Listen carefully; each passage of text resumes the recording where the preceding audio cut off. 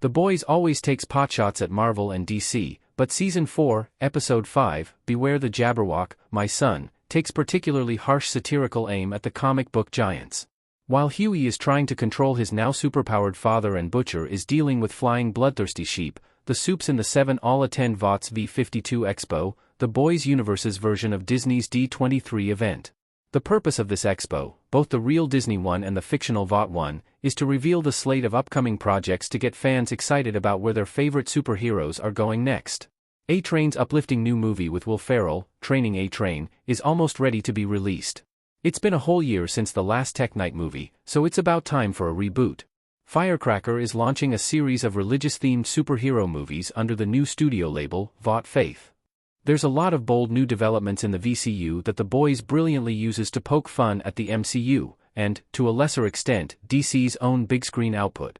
The Boys' latest episode is full of great meta gags, like revealing a dozen phases of content in one go.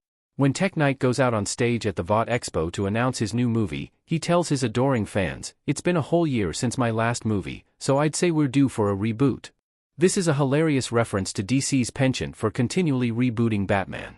The Robert Pattinson starring reboot, The Batman, arrived in theaters less than a year after Ben Affleck's Batswan Song. Zack Snyder's Justice League, arrived on HBO Max. Tech Knight's in-universe reboot is actually arriving later than Warner Bros.' last Batman reboot. Warner's brought in Affleck to play Batman just a couple of years after Christian Bale's trilogy ended. Both Affleck and Michael Keaton were brought back to play Batman in The Flash just a year after The Batman. James Gunn's DCU has an upcoming Batman reboot, The Brave and the Bold, that will run concurrently with Pattinson's The Batman series. The studio won't stop bombarding audiences with cinematic Batmen. Tech Knight's annual reboot in the Boys universe is a great nod to these constant Batman reboots. At the beginning of the VOT V52 Expo, there's a graphic that goes through the company's entire history. Before getting to more recent movies like Rising Tide and Dawn of the Seven, it goes back to the mid-20th century to explore VOT's earliest movies. There's a poster for a Crimson Countess movie that looks like a 70s Charles Bronson vigilante thriller.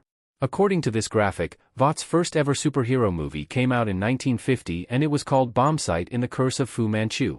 Fu Manchu was a supervillain created by English author Sax Rohmer. He's the originator of the evil criminal mastermind archetype and the basis of many villain tropes.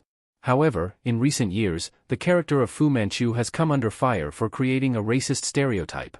Marvel Comics based Shang-Chi's father on Fu Manchu, and even took his name, but the character was renamed Wenwu for the movie adaptation. The inclusion of the racist Fu Manchu character in VOT's history is a nod to the racism that Marvel has hidden from its own history.